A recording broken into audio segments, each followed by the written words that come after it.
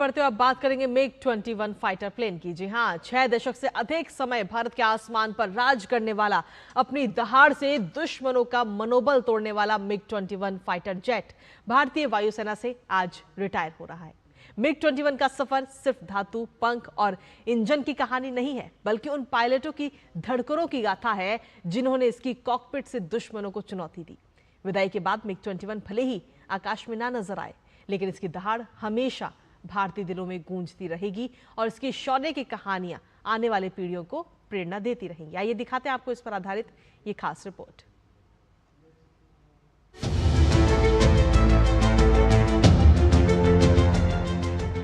एक ऐसा एयरक्राफ्ट जिसकी गर्जना, कलाबाजी और फुर्ती पर आसमान भी इतराता था, जो सिर्फ एक लड़ाकू विमान ही नहीं बल्कि साहस की आवाज, शक्ति का प्रतीक और भारत के आसमान की ढाल था, जिसने 6 दशकों से अधिक समय तक भारतीय आसमान पर राज किया और भारतीय वायुसेना को गति, शक्ति और साहस के प्रतीक के रूप में सेवा दी, जिसके बदौलत कई युद्धों में भारत ने निर्णायक बढ़त बनाई और जीत भी हासिल की। वो एयरक्राफ्ट कोई और नहीं बल्कि मिग 21 फाइटर एयरक्राफ्ट था।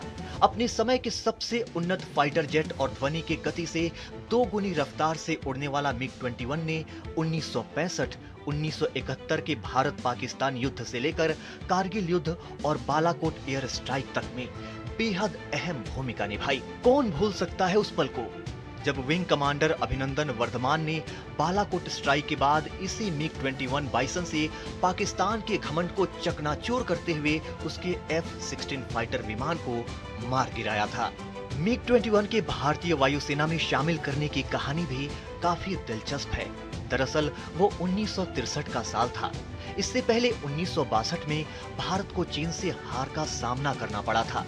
भारतीय वायुसेना तब तक अपनी पुराने जमाने के विमानों का ही इस्तेमाल कर रही थी, जबकि पाकिस्तान पहले से ही उन्नत F-86 सेबर विमान उड़ा रहा था और उसे जल्द ही अमेरिका से F-104 स्टार फाइटर मिलने वाले थे। ऐसे में भारत को अपनी वायु सीमा की सुरक्षा के साथ ही वायुसेना के आधुनिकीकरण की सख्त जरूरत थी। उसी समय तत्कालीन सोवियत संघ ने तब के सबसे उन्नत और दुनिया के बेहतरीन एडवांस इंटरसेप्टर एयरक्राफ्ट मिग 21 देने की पेशकश की।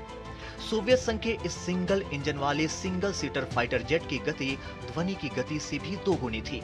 उसने तकनीक हस्तांतरण और स्थानीय उत्पादन का अधिकार भी भारत को दे दिया। मिग 21 के भारत आने के साथ ही विमानन के क्षेत्र में एक नए इतिहास गढ़ने की शुरुआत भी हो गई। एक नए स्क्वाड्रन का गठन किया गया, जिसे पहला सुपरसोनिक उपनाम दिया गया था और भविष्य में भारतीय वायुसेना की रीढ़ बनने वाले इस सुपरसोनिक फाइटर जेट का पहला जत्था अप्रैल 1963 में चंडीगढ़ एयरबेस पहुंचा, जिन्हें सोवियत इंजीनियरों द्वारा अलग अलग किटों से जोड़कर बंबई से आगरा होते हुए चंडीगढ़ लाया गया था। भारत के लिए ये सिर्फ एक विमान की खरीदारी नहीं था, बल्कि तत्कालीन सोवियत संघ के साथ भारत की पहली बड़ी तकनीकी साझेदारी थी, जो सोवियत संघ के खत्म होने के बाद भी रूस से बदस्तूर जारी है। ये शुरुआती विमान भारत के लिए बुनियादी लेकिन क्रांतिकारी थे, जिसने भारतीय वायुसेना को अपराजय बना दिया। अपनी क्षमता और गुणवत्ता को सही साबित करते हुए मिग 21 का गौरवशाली इतिहास सभी पीढ़ियों के विमानों को मार गिराने का रहा है। हालांकि कभी भारतीय वायुसेना की शान कहे जाने वाले मिग 21 को कई चुनौतियों का सामना भी करना पड़ा। पुरानी तकनीक और रखरखाव की चुनौतियों की वजह से ये बार बार हादसे का शिकार होने लगा। वहीं आधुनिक तकनीकों से लैस नई पीढ़ी के लड़ाकू विमानों के आने के बाद कभी आसमान का सितारा होने वाले इस फाइटर जेट को अब रिटायर होना पड़ रहा है। मिग 21 के रिटायर होने के साथ ही एक युग का अंत हो रहा है। 1963 में जब मिग 21 भारतीय वायुसेना के जंगी बेड़े में शामिल हुआ, तो उसका पहला ठिकाना बना 12 विंग एयरबेस चंडीगढ़। यहीं से इसकी पहली स्क्वाड्रन बनी और यहीं से इसकी शौर्य की कहानियां शुरू हुई और इसी चंडीगढ़ से ये आखिरी बार उड़ान भरेगा।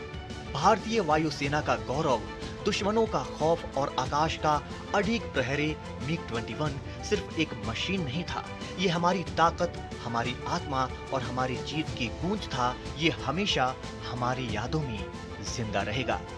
Ritu Kumar, DD news.